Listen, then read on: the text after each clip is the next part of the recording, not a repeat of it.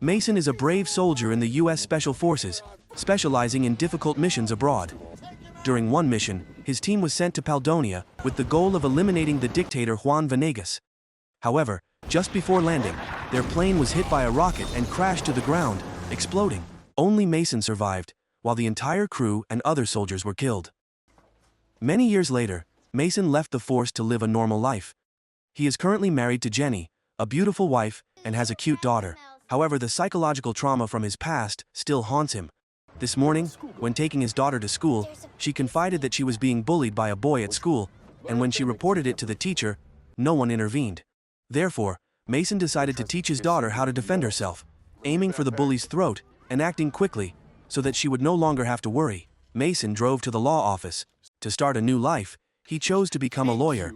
But not many people came to him because of his limited experience. The cases he took on were usually trivial disputes. At that moment, Spasian, a former teammate of Mason's, enters the office. At Sebastian's invitation, he visited the military base. It turned out that Sebastian had retired and opened a security company. He invited Mason here to ask for help. Mason immediately refuses, claiming that his fighting skills are not as good as they once were, and that he does not want his wife and children to be in danger. However, Sebastian promises to pay him $250,000, a large sum compared to what he usually earns. Even though the assignment is only to protect a female reporter while she interviews a head of state, Mason still refuses. When Mason suddenly heard a familiar voice, the man on TV was the dictator, Juan Venegas, the one who ordered his subordinates to launch a missile to kill Mason's former teammates. And Mason's mission was to protect female reporter Claire, conducting an interview with Venegas in Paldonia. Although the salary that Sebastian offered was quite high, Mason still refused, because he thought his wife and children were more important. When Mason gets home, he is confronted by his wife's anger, because their daughter beat up a classmate so badly that she had to be hospitalized. The quarrel between them highlights their differences in life views, leading to a rift in their relationship. To avoid a conflict that could lead to divorce, Mason decides to go on a mission. Although his wife initially objects, she eventually agrees. Mason immediately went to Claire's house, but she mistook him for a fan and grabbed the notebook and signed it. After explaining the situation, Mason took Claire to the airport, and the two landed in Paldonia, where they were greeted by President Venegas and his entourage. Contrary to the dictatorial image portrayed by the media, Venegas appeared cheerful and friendly. On the way into the city, Venegas introduced the good life of the people, but a gesture from a little girl made him feel embarrassed. When the group reached a suspension bridge, the escort car in front suddenly ran over a mine and exploded, and a group of rebels opened fire on them, resulting in 2 of Venegas's security guards being shot dead. Mason quickly protected Claire and Venegas from the bullets. Then, Mason quickly climbed into the driver's seat, saw the rebels firing rockets. Mason backed up the car and turned the wheel in time to avoid the bullets, but the escort car behind was hit by the rocket and exploded. While the rebels were reloading, Mason accelerated and hit him to death. At this moment, another armed group appeared, blocking both ends of the bridge. Mason told the two to fasten their seatbelts and backed up, crushing the enemy's car. Next, he stepped on the gas and accelerated, crashing into the car in front, causing a soldier to fly out and die on the spot. In the battle for survival, Mason tried to use his skills and experience to kill the enemy, despite being injured. Having narrowly escaped death, Venegas wanted to hug Mason to express his gratitude, but he refused. Mason could not easily forgive the person who killed his comrade. Later, they discovered that the assassins were not rebels, but soldiers in the army. This indicates that someone is plotting a coup to seize power. Claire is interested in information about the betrayed dictator. She wants to go into the city with Venegas to learn more about the incident, but Mason disagrees. His mission is to protect Claire, so Mason decides to lead Claire into the woods to find shelter. After a while, Claire feels tired and has difficulty breathing, forcing her to stop and rest. Venegas now worries that it would be dangerous to go alone, so he decides to chase after the two in front. Claire asks who is likely to cause a coup, and Venegas replies that many people want it to happen. Mason uses his satellite phone to ask Sebastian to send help. Sebastian says he will ask the U.S. Special Forces stationed near Paldonia for support. They just need to head north to the border. Then, Venegas borrowed a phone to call General Jorge, his nephew. Through Jorge's panicked voice, Venegas suspected that his nephew was the mastermind behind the assassination. He wanted Mason and Claire to help find the truth, but Mason disagreed and led Claire to the rescue site. When they arrived, a helicopter appeared, dropped off 2 soldiers, and immediately took off. Realizing that something was wrong, Mason quickly led Claire away. The helicopter above opened fire, forcing the two to flee. The two soldiers chased after them. Luckily, the dense forest with tall trees helped them avoid the bullets.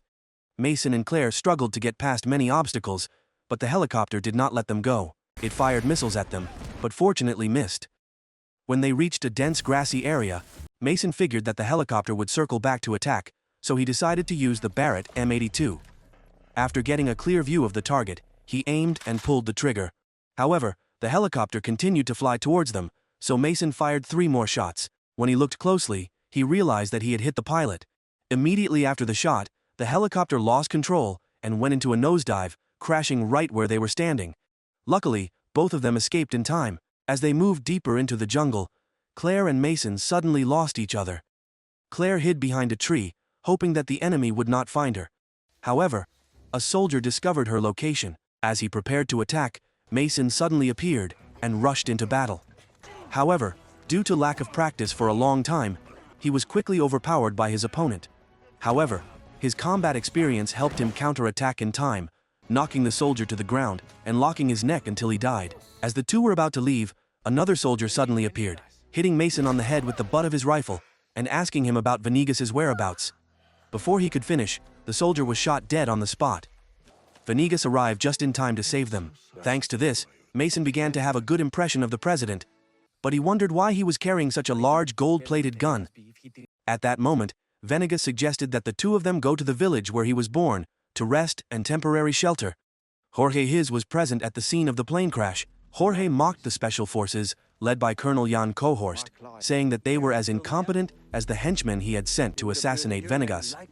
But before he could laugh, the Jan immediately opened fire, killing Jorge's assistant and scaring him to the point of losing his composure. Jan said that if Jorge's uncle was not killed soon, Jorge would be the one to die. By this time the three had arrived in the village, and Venegas was greeted as a hero by the people. They changed their clothes and conducted an interview filmed on their phones. Venegas was now free to reveal the truth that the West had long hidden. He had been elected president, but in exchange for the country's mineral resources being exploited by foreign corporations. However, these corporations were becoming increasingly greedy, and if this continues, Paldonia will soon run out of resources. He realized that when the resources were depleted, the country would fall into poverty and instability. Therefore, Venegas decided to expel the foreigners from his homeland. However, they did not accept this and secretly sought to kill him to establish a new government, legitimizing the entry of troops into a sovereign country. They accused him of being a dictator who smuggled drugs and possessed chemical weapons. In the end, Venegas promised that Paldonia's resources would forever belong to the people. Hearing this, Mason realized that he had misunderstood Venegas. That night, Claire felt lonely and went to Mason to confide in him. She kept adjusting her clothes to seduce him, but Mason firmly refused. The next morning, Mason called to question why Sebastian had assigned him this mission and whether there was anything he was hiding. Sebastian insisted that he had nothing to do with the US government. He simply asked the army to pick them up, but things suddenly became complicated. He just wanted to kill Venegas to avenge his dead comrades. After hearing this, Mason immediately pulled out his gun and go towards Venegas. However, Mason did not intend to kill him. Mason wanted to find out the truth. At that moment, a group of soldiers led by Colonel Jan appeared. Mason's group decides to follow the locals' instructions to escape. However, the village chief, Venegas's best friend, was captured and threatened by the colonel. Not wanting his friend to be in danger, Venegas decided to intervene. At the crucial moment, Mason and Claire arrived on horseback to save him. The American soldiers chased and fired but missed. However, while running away, Claire suddenly fell to the ground and was captured. The two men on horseback were lucky to escape the pursuit. Venegas said that as long as they were not captured, Claire would be safe. While the two were moving along the forest path back to the city, the Venegas revealed that he knew Mason was one of the former soldiers who wanted to kill him. He also shared a shocking piece of information. The shooting down of the helicopter that killed Mason's comrades had been carried out by the Americans. They threatened that if Venegas did not comply, many other groups of soldiers would come to assassinate him. In fact, Mason and the innocent people were just tools for evil and greedy people. As soon as he arrived in the city, Mason called Sebastian, who then escorted Venegas to meet the leader of the rebel group. The boss and Venegas were close friends. They deliberately played the opposing role so that the Americans would not be suspicious, so that the Americans would still provide money for the rebels to overthrow the government. This time, Venegas came to his friend to ask for help in solving some problems. The next morning, Jan brought Claire come meet Mason to exchange for Venegas. When they met, Mason had to listen to the enemy to protect Claire. Just as Venegas voluntarily surrendered, the people suddenly took to the streets, holding protest signs and demanding that the U.S. military leave Paldonia. Unable to fire, they could only watch as Mason and Claire ran away. This was a gift from the rebel leader to Venegas. Taking advantage of the chaos, Venegas led the two through a secret passage into the presidential palace. At this time, Jorge was sitting complacently on the chair, preparing to become the head of the country. Suddenly, Venegas appeared, causing Jorge to panic. However, he did not want Mason to shoot and harm his nephew. Venegas explained that Jorge was just a puppet of the West. When he was no longer of any use, they would eliminate him and find someone else to replace him. The people of Paldonia deserved a better life, free from foreign domination. Finally, Jorge understood and decided to side with his uncle. Claire took this opportunity to broadcast live, informing the whole world.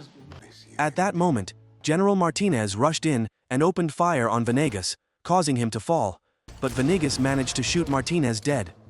Fortunately, Venegas was wearing a bulletproof vest and was not seriously injured. However, Jorge was not so lucky. He was hit and died shortly after. Martinez's soldiers then rushed in with guns. Venegas encouraged the soldiers, declaring that although they were only following orders from their superiors, as Paldonia citizens, they must be responsible to the country. We have suffered under Western occupation and exploitation of our resources for too long. Now it is time to rise up and drive them out. Under Venegas's persuasion, the soldiers understood the situation and decided to turn their guns on John's group to protect their fatherland. However, these enemies were professionally trained and quickly overwhelmed the Paldonian soldiers. Mason's group decided to use a secret tunnel to move to the president's safe room. However, as soon as they arrived, the lights were turned off. As they continue moving down the hallway, they find Colonel Jan's soldiers ahead. Mason decides to stay and fight so the other two can escape safely. Mason was about to ambush the enemy when suddenly a grenade flew towards him. He was lucky to dodge, but fell down the stairs, injuring his back. Despite the pain, Mason quickly found cover next to the wall and attacked a soldier. At that moment, Jan also appeared. The two rushed into a fight. Jan pulled out a knife to stab Mason. At the same time, Claire was actively live-streaming the scene of Paldonia soldiers fighting with American Special Forces. Mason struggled to fend off Jan's attacks. During the fight, Jan confessed that he had ordered his subordinates to shoot down the helicopter, causing the unjust death of Mason's comrades. When the two fell down the stairs, Jan pinned Mason down and held a knife, intending to kill him. At the decisive moment, Claire appeared just in time, striking Jan hard in the throat, causing him to be unable to breathe and fall down dead. After killing the leader, Mason took his gun and walked out to shoot at the American soldiers. Claire and Venegas both looked on in admiration. When everything was almost over, an armored convoy of American soldiers led by Sebastian appeared. Surely the Western government had seen that the coup had failed, so they sent troops to help cover up all traces. At the end of the film, Venegas announced his resignation as president and decided to give all the profits from selling resources to the Paldonia people. Mason received a gift from Venegas, $5 million transferred into his bank account. Thank you very much for your support so that the channel can develop as it is today. If you find it interesting, please give me a like and a comment about this movie. Especially, please subscribe to the channel to follow my movie recap. See you again, my dear friends.